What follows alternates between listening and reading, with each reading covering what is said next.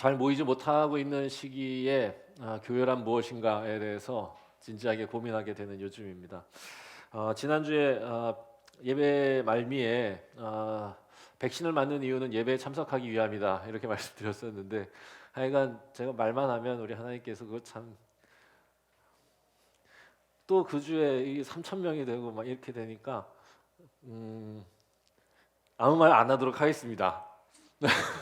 하나님의 시간을 기다리는 것으로 자꾸 네가 자꾸 시간은 내가 주관한다. 이제 이걸 이제 하나님께서 알려주신다 이렇게 생각해요. 음, 교회 본질은 모이는 것인데 모이지 못하고 있으니 그 본질이 무엇인가에 대해서 더 진지하게 느끼게 되는 요즘이 아닌가 싶습니다. 자, 오늘도 이 질문을 가지고 말씀 속에서 해답을 찾아가려고 합니다. 우리가 지난 계시록 말씀 에베소에 보낸 예수님의 편지를 통해서는 늙은 에베소가 잃었던 게 뭔지 이렇게 살펴보았다면, 오늘 젊은 에베소에게 보내는 편지, 바울이 보낸 그 편지에는 에베소가 힘썼던 게 뭔지를 살펴볼 수 있겠다 싶었습니다. 에베소서를 다시 읽으면서 꼭 1년 전에 우리가 에베소서 함께 읽었었는데요. 에베소서 지금 다시 읽으면서 이런 질문이 생겼어요. 바울이 가졌던 궁극적인 꿈이 무엇이었을까? 그러니까 그 삶을 움직이게 했던 진짜 동인이라는 게 있지 않습니까? 그러니까 바울은 가는 곳마다 열심히 교회를 개척했어요. 뭐 오해도 많이 받았어요. 죽음의 위협도 그래서 경험했고요. 좋은 직장을 버렸습니다. 미래가 보장된 바리새파의 지도자였었는데 그거를 버리고 오히려 유대인이 죽인 예수 그리스도를 전하는 전도자가 되었으니 얼마나 가난했겠습니까? 그리고 책장을 넘기는 학자였는데 그 손으로 가죽을 깁는 이 천막지기가 되었으니 얼마나 그건 또 낯설고 피곤했겠습니까? 그럼에도 불구하고 이 바울이 절대로 포기하지 않았습니다. 그러니까 무언가 그 삶을 움직이는 강력한 동인이 있었기 때문이라 그거죠. 포기하지 않았어요. 끝까지 교회를 계속 세웠습니다. 어떤 꿈이 있었기 때문인 것 같은데요. 그게 어떤 꿈이었을까 생각해봤어요. 가는 곳마다 교회를 세워요. 교회를 몇 개 세우겠다고 하는 목표가 있었나? 예를 들면 유럽 전역에 바울 교회 30개 개척. 그래서 바울 교회 네트워크를 구성하고 그 네트워크의 수장이 되는 꿈. 뭔가 꽤 근사해 보이지 않습니까? 그건 아니었을 것 같다 싶습니다. 왜냐하면 바울의 서신들을 보면 그런 마음이 전혀 안 느껴지거든요. 몇 개를 세우겠다 이런 마음은 없어요. 그리고 정확히 말하자면 무언가가 되려고 하는 거. 그러니까 바울 교회 네트워크의 수장 이게 뭔가 자리잖아요. 무언가가 되려고 하는 건 그건 꿈이 아닙니다. 뭐 과학자가 되는 거, 사업가가 되는 거, 교사가 되는 거, 뭐 목사가 되는 거, 뭐 지금 우리 태컨이 프로그래머가 되고 싶어하고 우리 태균이 축구 선수가 되려 했다가 몸이 아닌 것 같아서 체육 선생님이 되고 싶어 했다가 요즘엔 또 어떻게 좀 바뀌고 있는 중인데 그러니까 우리가 어렸을 때는 무언가가 되고 싶은 마음을 꿈이라고 말하는데 여기 이제 우리 다 어른들이 되셨는데 어른이 되면 무언가가 되는 게 꿈이 아니란 걸 우리 다 깨닫지 않습니까? 그 너머에 있다는 걸 알게 되잖아요. 무언가가 되는 것 넘어요. 참 꿈이라고 하는 건 무언가가 되는 게 아니라 무언가가 되지 않더라도 혹은 되더라도 여전히 가슴 뛰게 하는 무엇입니다. 그러니까 나에 대한 게 아니에요. 내가 뭐가 되고 내가 뭘 갖고 나에 대한 게 참 꿈이 아니라 진짜 꿈이라고 하는 거 나의 삶을 움직이는 거대한 동인 그건 내 밖에 있어요. 나보다 큰 하나님에 대한 것이어야 합니다. 그래야 진짜 그 삶이 끝까지 포기하지 않고 의미 있고 가치 있는 빛나는 영광스러운 삶을 향해 나아갈 수 있는 거예요. 그러니까 우리가 가진 꿈은 어디에 있어야 되냐? 하나님에 대한 것이어야 됩니다. 자, 그러면 바울에게 있어서 그 가슴 뛰게 했던 그 꿈이 뭐였을까? 제가 열심히 찾아봤어요. 깊이 고민해봤어요. 이렇게 한마디로 정리할 수 있을 것 같아요. 교회를 통해 세상을 구원하는 것이었습니다. 이게 바울이 가진 궁극의 꿈이야. 그래서 그토록 교회를 세웠어. 바울의 모든 편지들은 교회에 보내신 겁니다. 절절하게 그 교회를 위한 하나님의 메시지를 담아내고 있어요. 이유는 하나입니다. 세상을 구원해야 하니까. 바울은요, 정말로 교회가 세상을 구원하는 하나님의 방법이라고 믿었어요. 그리스도 안에서 구원받은 사람들이 모여 교회를 이루고 그 교회가 하나님 나라의 씨앗이 되어서 세상 속에 심겨지면 그 씨앗은 겨자씨와 같고 또 누룩과 같아서 크게 자라나고 온 덩이에 퍼지듯이 성장해 간다는 거예요. 그렇게 세상을 구원해 간다는 거지. 세상이 바라봐야 할 하나님이 이루실 완전한 새 창조의 내일을 보여주는 청사진이 되는 거고, 그렇게 씨앗이 되어 세상에 심겨지면 사람들은 그 이정표를 보고 하나님 나라의 내일 그 표대를 보고 사람들이 다시 따라오고 구원받은 자들이 날로 늘어나 마침내 세상과 만물을 그 교회 안에서 통일케 하고 온전케 하는 역사가 이루어진다. 이게 바울의 꿈이었어요. 에베소서 1장 10절에 보면 하나님께서 어떻게 하시냐, 세상과 만물을 그리스도 안에서 통일되게 하려 하십니다. 그리고 바울은 교회를 무엇라 말하느냐, 그리스도의 몸이다. 하나님께서 그리스도 안에서 하나님과 세상을, 자연을 일치시키시고 통합시키신 것처럼 하나님은 그 몸된 교회를 통하여 세상과 만물이 통일되게 하려 하신다. 위대한 일치를, 신비한 연합을, 영광스러운 연대를 세상에는 없는 다른 세상으로 존재하게 하실 거다. 그러면 그 하나님 나라의 씨앗은 세상을 바꾸는, 세상을 구원하는 하나님의 도구가 될 거예요. 이걸 믿은 겁니다. 이게 바울의 꿈이에요. 이게 너무 가슴이 뛰었어. 아, 이게 우리가 교회를 세워야 하고 교회를 지켜야 하고 교회를 일구어야 하는 이유구나. 개인이 신앙생활 하는 데가 교회가 아니야. 그래서 바울의 이 관심은요, 교회의 수, 내가 몇 교회를 개척하겠다, 그런 거 없어요. 교회의 크기, 몇 명이 모이냐, 관심 없어요. 그러면 어디에만 관심이 있냐? 그 교회가 세상 속에 심겨진 다른 세상이 되느냐, 거기에만 관심이 있는 겁니다. 왜? 그래야 세상을 구원하니까. 그래야 세상이 바라보고 세상이 나아가야 할 표대가 되니까. 여러분, 세상과 똑같으면요, 커봐야 소용없습니다.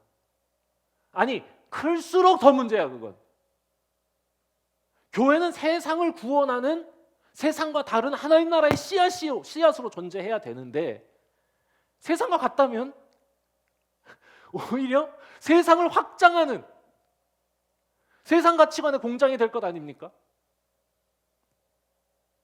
그래서 여러분, 바울은요, 자신의 편지 속에서 뭘 계속 반복적으로 말하느냐, 교회는 다르게 살아가는 사람들이 모인 곳이어야 한다. 그리스도를 믿음으로, 그리스도의 길을 따르고, 그리스도와 함께, 그리스도를 위해, 그리스도를 향해 살아가는 사람들, 그런 사람들이 모여서 놀랍게도 온전한 한 사람, 그리스도를 이루는 곳. 여러 불완전한 이들이 모여 완전한 그리스도의 한 몸, 한 사람이 되는 곳. 우리가 오늘 읽은 에베소 4장 13절, 우리가 다 하나님의 아들을 믿는 것과 아는 일에 하나가 되어, 복수입니다. 갑자기 단수로 바뀝니다. 온전한 사람을 이루어. 한 사람, 누구겠습니까? 그리스도가 되는 것입니다. 이 신비한 일치가 이루어지느냐? 우리의 관심도 바울과 같아야 한다 생각했습니다. 교회가 커가면 얼마나 좋겠습니까? 정말 커가면 얼마나 좋겠어요. 신도 나고 힘도 날 게 분명합니다. 그런데 여러분, 잊지 말아야 돼요. 그렇다고 거기에 마음 뺏기면 제가 장담하겠습니다. 반드시 세상과 똑같아질 겁니다. 이게 너무 매력적이거든요. 그 관심 대신에 뭘 가져야 되냐? 우리는 세상을 구원할 하나님의 도구가 될 수 있는가? 우리는 세상 속에 심겨진 다른 세상이 되어가고 있는가? 세상이 나아가야 할, 세상이 바라보아야 할 하나님이 보여주신 내일의 청사진으로 우리는 지금 존재하고 있는가? 여러분, 이 질문을 가지고, 이 질문 붙들고 우리 교회 세워가야 된다, 그겁니다. 이 질문을 잃어버리면 교회는 무너지는 거예요. 그렇지만 이 질문 붙들고 우리가 우리 교회 세워가기 시작하면 하나님의 시간표 안에서 우리는 반드시 하나님의 손에 붙들려 사용될 거라 저는 믿습니다. 우리가 지난 계시록의 말씀 통해서 늙은 에베소 교회가 이런 게 있다면 그게 뭐였습니까? 처음 사랑, 처음 이 질문 아니겠습니까? 그런데 그 사명을 버리고 청사진이 되어야 하는데 에베소와 똑같은 에베소 일부가 되어버린 거. 여러분, 처음부터 에베소가 그렇지 않았다는 거 말씀드렸죠. 수고했던 교회였어요. 열심히 있었어요. 무엇에 대한 열심이냐? 다르게 살아가는 열심입니다. 거짓 사도들이 들어와서 헛소리 못하게, 세상 풍조에 휩쓸려서 쓸려가지 않게 힘쓰는 교회였어요. 그런데 어쩌다 보니, 잠깐 한눈 팔고 보니, 세력이 생기고 영향력이 생기다 보니 힘주다가 자기도 모르게 에베소를 닮아버린 겁니다. 여러분, 한국교회도 처음부터 지금과 같진 않았습니다. 한국교회 역사적으로 보면 항상 내일을 보는 창과 같았다, 이렇게 말하고 싶어요. 일제 식민 시절에는요, 독립을 꿈꾸는 민족의 터전이었고요, 6.25 전쟁 이후에는 무지한 백성을 일깨우는 교육의 장이었고, 군사정권 시절에 권력에 맞서서 내일 이루어질, 오늘 우리가 누리고 있는 민주화를 외치던 이들의 베이스 캠프였습니다. 늘 교회는 내일의 창이었어요. 제가 어릴 적에도 그랬다 저는 생각합니다. 제가 어릴 적에는 그런 막 역사적이고 이런 그 거대한 이슈는 없었지만 제가 어릴 적에 기억나는 교회 모습은요, 한국의 문화 산업의 내일을 보여주는 창이었다. 이거 제 생각이에요. 매년 가을에 펼쳐지던, 혹시 이거 기억나시는 분들 계실 텐데, 문학의 밤. 야, 이거 막 시도 쓰고 말이야, 연극도 하고 노래도 하고 막 공연도 해보고 막 이렇게 하는 건데, 이게 좀 과한 주장이 될지 모르겠지만 오늘 우리 한국이 누리고 있는 이 K 문화의 모르겠다. 그만해야겠다. 네, 뭐 하여간 K 문화의 씨앗이 거기였다. 뭐 이렇게 주장하는 거, 이거 내 생각이야, 내 생각. 그건 내 생각이야. 실제로요, 음악하는 사람들, 저 신앙 가진 사람들 많아요. 교회에서 음악을 접하고 그 음악의 이유, 노래의 이유를 신앙에서 찾는 사람들이 많습니다. 그러니까 이게 뭐 근거 없는 얘기는 아니죠. 자, 다시 돌아와서. 자, 그런데 언제부턴가 한국 교회가 바울의 꿈을 버린 거야. 내일의 청사진이 되는. 바울의 질문을 잊은 거죠. 그럼 영락 없습니다. 세상과 같아지는 거 여러분 시간 문제입니다. 20년 전쯤에, 아니 30년 전이라고 해야 되나요? 20년 전입니다. 20년 전쯤에 제가 아주 좋아하던 프로그램이 있었습니다. 추적 60분. 이거 그것이 알고 싶다의 전신 같은 거예요. 아마 지금도 하나요 이거? 지금 없어졌죠? 지금 이제 그것이 알고 싶다로 대체된 걸로 알고 있는데, 뭔가 이렇게 조금 더 깊게 심층 취재하고 뭔가 폭로하는 르포 프로그램입니다. 그래서 당시에는 뭐 정치인 비리, 또 지금 기억나는 거는요, 이 인신매매, 봉고차 타고 인신매매하는 사람들의 범죄 행각을 막 자세하게 얘기해주고 이러든, 시청률이 점점 좋아졌어요. 자극적인 주제를 다루면 다룰수록. 그러다가 추정 60분이 뭘 건드리느냐? 처음으로 종교 문제를 건드립니다. 그게 20년 전 얘기예요. 뭘 건드렸냐? 할렐루야 기도원 사기 행각. 아주 유명한 기도원이 있었어요. 할렐루야 기도원 가면 암이 낫는다고 그랬어요. 그래서 암을 낫게 하겠다고 하면서 안찰 기도라는 게 옛날에 있었는데 그게 뭐냐? 때려가지고 이렇게 기도하는 겁니다. 만약에 여기 이제 뭐 신장에 암이 있다 그러면요, 여기 신장 부위를 막 때려 이렇게 막 때리다 보면 거기에서 막 피덩이가 나오고 막 이러는 거를 막 영상으로 막 찍어줘요. 그런데 그게 이제 손에 쥐고 있다가 이렇게 하는 그 사기 행각이라는 거를 고발하는 거였어요. 그런데 그 끔찍합니다. 그 장면 자체가 막 안찰하는데 막 사람들 막 쓰러지고 막 연기 잘했다고 뒤에서 돈 주는 장면 막 나오고 살짝 긴장이 됐어요. 그때 그걸 보면서 저게 아무리 이단이고 사입이라 그래도 보통 사람들이 적어보면 신앙 없는 사람들이 적어보면 교회 다 사기 집단이라고 얘기할 텐데 걱정됐어요. 그런데 이게 발단이 됐습니다. 그거 하자마자 저 같은 생각을 가졌던 사람들 중에 아니 할렐루야 기도원에 관계된 사람들 중에 수백 명이 KBS로 달려가. 그 다음날 데모하는 겁니다. 어디 감히 교회를 건드리냐고. 사과 방송하라고 난리가 났어요. 그런데 여러분 결과가 어떻게 됐겠어요? 노이즈 마케팅. 오히려 더 시청률이 대박이 납니다. 1부, 2부로 막 방송해. 광고를 엄청 들어와. 그러니까 이거 돈 되는구나. 그때부터 종교 비리에 대한 르포 프로그램이 연달아 터져요. JMS 사기 사건, JMS라는 게 있습니다. 알 필요 없어요. 이것도 종교 집단이에요. 교회 세습, 목회자 뭐 성춤, 뭐 교계가 막 들썩들썩거리고 그 방송을 할 때마다 시청률은 대박이 납니다. 일종의 섭섭함, 화 같은 것도 있었어요. 왜 교회를 저렇게 얘기하지? 전 교회를 좋아하는 사람이니까. 그러다가 10년 전 선교 120년 한국교회 위기인가라고 하는 프로그램이 나왔거든요. 그 꼼꼼하게 제가 집중해서 봤습니다. 내용이 잘못된 게 하나도 없었어요. 기독교가 다시금 빛과 소금 역할을 회복해야 된다. 뭐 이런 내용이 주된 거였습니다. 제가 거기 나오는 멘트 그 나레이션을 좀 받아 적었는데 빨리 읽어보겠습니다. 120년 전 언더우드 아펜젤러에 의해 전해졌을 때 기독교는 약했지만 신앙은 강했다. 기독교는 학교와 병원을 세워 약자들을 가르치고 도와주었고 민족의 위기의 순간마다 앞장서서 민족을 이끌어가는 리더십을 가지고 있었다. 그러나 교세가 확장되고 성도의 수가 증가하면서 기독교 신앙은 하나님께서 사랑하신 세상을 향해 힘을 발휘하기보다 교회의 성장을 위한 도구로 혹은 교회의 생존을 위한 도구로 전락해버린 것은 아닐까. 개화기 시절 얼마 안 되던 성도들이 나라와 민족을 위해 헌신하였던 것처럼 다시금 오늘날의 수많은 성도들이 하나님의 뜻을 따라 신앙의 힘을 보여주기 간곡히 부탁한다. 정말 무서운 멘트죠.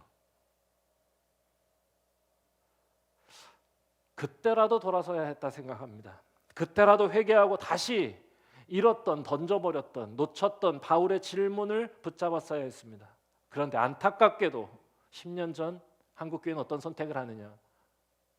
할렐루야 기도원 사태 때 하는 비교도 안 될 만큼 10배가 넘는 수천 명의 사람들이 달려가서 외쳤습니다. 사과하라고. 감히 교회를 건드리냐고.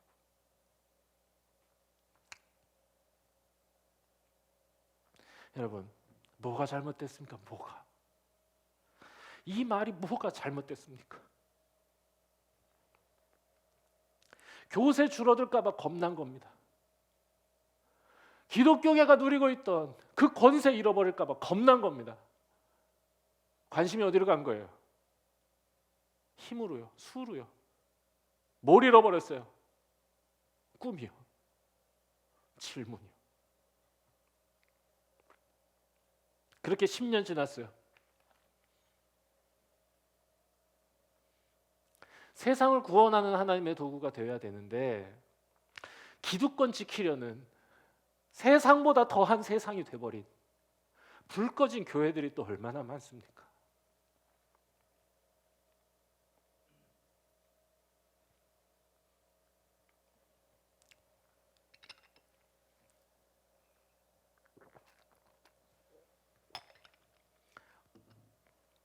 여러분, 그러면 우리가 해야 할 일 뭐겠습니까? 우리도 어리석은 관심 버리고 다시 바울의 꿈을 붙드는 겁니다. 여러분, 교회가 얼마나 큰지, 교인 수가 어떻게 되는지, 교회 재정은 어떤지 여기에 관심 갖기 시작하면 물론 그게 관심이 안 갈 리 없어요. 근데 여기에 관심이 너무 그럼 무너져요. 누가 우리 교회에서 제일 위험한지, 누가 우리 교회에서 제일 위험하겠어요? 제가 제일 문제야. 그러니까 목사 위해서 기도하세요.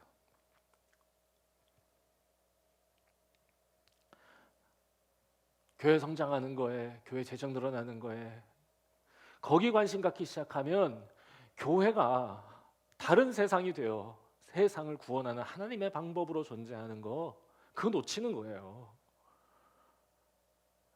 부디 우리 서로를 위해 기도하고 우리의 꿈이 거기 있다는 거 기억하고 하나님의 시간을 기다리면서 하나님이 일구어 주시는, 하나님과 손잡고 그 길 걸어가는, 그래서 그리스도의 정말로 영광스러운 몸을 이루어가는 우리가 되었으면 너무 좋겠습니다.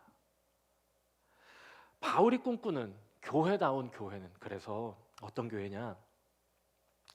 함께 성장하는 교회입니다. 세상은 각자 성장하거든요. 각자 도생하거든요. 힘 있는 사람이, 가진 자가. 그런데 세상을 구원하는 이 하나님의 교회는 어떤 모습이냐? 함께 성장하는 교회. 그런데 이거를 더 정확하게 표현하면 함께가 성장하는 교회라고 말하는 게 맞습니다. 함께, 그러니까 함께가 성장하는. 그러니까 함께 다 같이 그냥 너도 성장, 나도 성장, 이런 의미를 넘어서 함께라고 하는 공동체적 관계가 성장하는 거야. 물론 개인의 인격적 성숙이 토대가 될 수밖에 없겠지만 그것보다 모자란 사람이 좀 있더라도 놀랍게도 그 공동체적 관계가 성장하는 신비롭고 영광스럽고 빛나는 사회, 그런 교회, 이게 바울이 꿈꾸는 교회였습니다. 이 너무 근사합니다. 왜냐? 교회는요, 구원받은 사람들이 모여서 이룬 하나의 몸이기 때문에. 하나의 몸이에요. 그러니까 그 하나의 몸이 자라는 것에 관심 가져라. 그게 세상을 바꾸는 아름다움이니까. 그리스도 안에서 하나 된 그 신비하고 아름다운 일치를 세상이 보아야 되니까. 그럼 어떻게 해야 하나의 몸이 아름답게 자라나요? 이런 방법은 하나밖에 없습니다. 바울이 반복적으로 그의 편지들 속에서 이야기하는 내용, 어느 누구도 포기하거나 무시하지 않는 겁니다. 강한 자나 약한 자나 빠른 자나 느린 자나 배운 자나 못 배운 자나 어느 누구도 예외 없이 그리스도의 사랑 안에서 함께 손잡아 주는 곳이 교회라는 겁니다. 그래야 위대한 일치, 한 몸이 되는 거지. 이게 쉬운 게 아닙니다. 조금 잘난 사람이 조금 부족한 사람을 보게 되면 그 견디기 힘듭니다. 좀 빠른 사람이 좀 느린 사람 보면 답답해서 속이 터져. 주도적인 자가 소극적인 사람을 보면 인생 왜 저렇게 사냐고 손가락부터 올라가기 시작할 겁니다. 그런데 강한 자들만의 모임 혹은 소극적인 자들만의 모임, 그건 아름답지 않다는 거야. 왜냐? 그리스도의 몸은 세상과 만물까지도 그리스도 안에서 통일되게 하는 위대한 일치의 터니까. 그 모든 사람들이 다 그렇게. 야, 우리가 이런 교회가 되어가고 있느냐? 이거 우리가 질문해 봐야 한다 생각합니다. 아니, 지금 우리는 잘 모이지 못하지만 이 질문은 잊지 말아야 돼요. 그럼 어떻게 하면 이런 교회 되어갈 수 있을까? 이 질문 갖고 자기도 돌아보고 서로 고민하고 머리도 맞대고 이야기해보고 그래야 돼. 우리가 이번에 속회에서 어른스러움에 대해서 얘기하고 있는데 그게 이 질문과 저는 맞다 있다 저는 생각합니다. 무엇보다 오늘 우리가 읽은 말씀의 말미에 보면 서로의 소중함을 깊이 깨달아야 이 위대한 일치 가능합니다. 16절에 보니까 이렇게 되어 있어요. 우리는 서로 연결되어 있는 존재다라는 얘기인데 그에게서 온 몸이, 여기 중요해, 각 마디를 통하여 도움을 받음으로, 각 마디를 통하여 도움을 받음으로 연결되고 결합되어 각 지체의 분량대로 역사하여 그 몸을 자라게 하고 사랑 안에서 스스로 세운다. 하나의 몸 된 교회가 그리스도의 은혜를 받는 방법이 뭐냐? 각 마디를 통하여 받는답니다. 다시, 그리스도의 몸 된 교회가 은혜를 받는 방법, 개인이 기도해서, 개인이 금식해서, 개인이 구제해서 받는 게 아니야. 어떻게 받느냐? 각 마디를 통하여 도움을 받는다.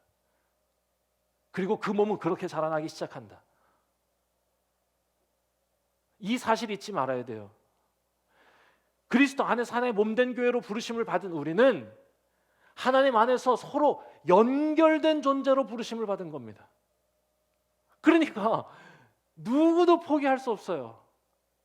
서로의 소중함을 더 깊이 깨달아야 돼.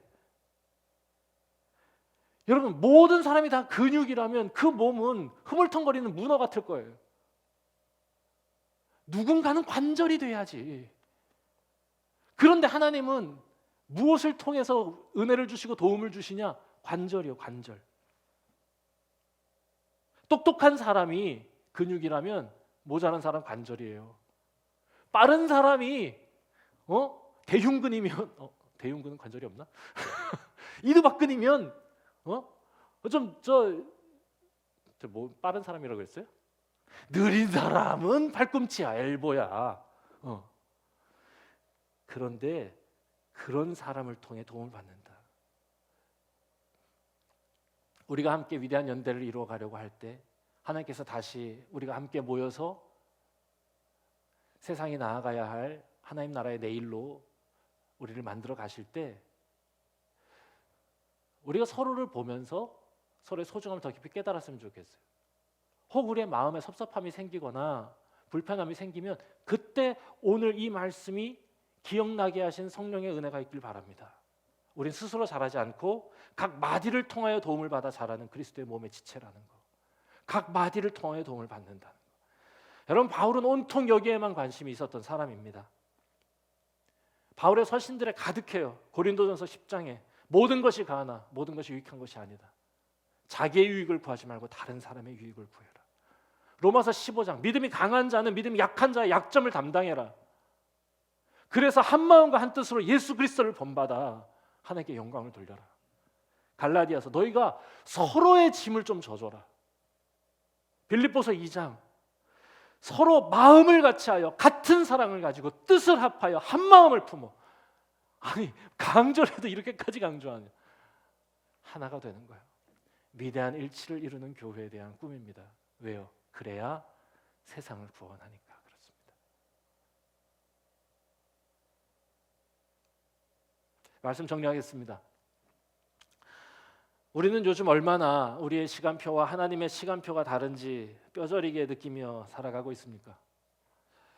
시간이 길어질수록 우리는 얼마나 깨지기 쉬운 존재인지, 우리가 얼마나 서로에게 연결되어 있고 서로를 필요로 하는 의존적인 존재인지를 알게 됩니다.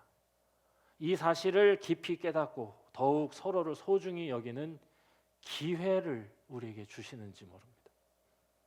부디 이 긴 시간이 우리에게 서로의 소중함을, 서로의 필요를 더 깊이 깨닫게 되고 알게 되는 하나님이 주신 선한 기회로 선용되었으면 좋겠습니다. 오늘 우리가 바울의 꿈에 대해서 생각하면서 아마 어떤 분은 그건 너무 이상적인 거 아니냐라고 말할 수도 있을 것 같습니다. 맞습니다. 바울 이상주의자입니다. 이 사람 진짜 이상주의자입니다. 이 불가능한 게 가능하다고 생각한 겁니다. 이룰 수 없는 꿈, 무슨 뜬구름 잡는 얘기하는 이상을 좇는 사람 맞습니다. 아니, 불완전한 사람들이 모여서 아이고 그 말이 그렇지.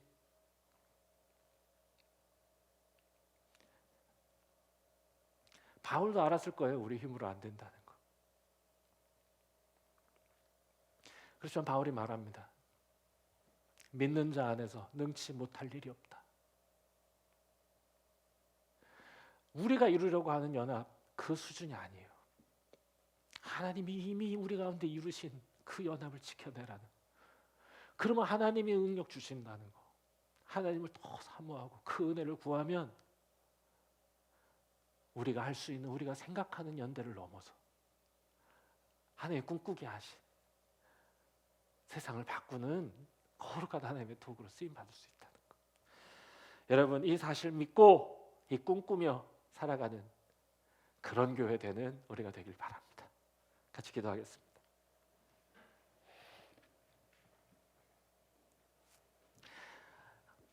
하나님, 내일의 이정표가 되기 위해서 열심히 수고했던 에베소 교회, 그 젊은 에베소 교회가 품었던 꿈이 무엇이었는지 바울의 메시지를 통해서, 바울을 통해 주신 하나님의 마음을 저희들이 보았습니다. 하나님께서 예수 그리스도의 피값으로 교회를 세우시고 그 교회를 통해 세상을 구원하려 하심을 저희가 다시금 기억합니다. 우리를 불러주시고 우리를 교회 삼아주시고 우리를 통해 하나님의 일을 이어가실 그 영광스러운 하나님의 날들에 우리가 동참하기 원합니다. 하나님, 저희를 사용하여 주시옵소서.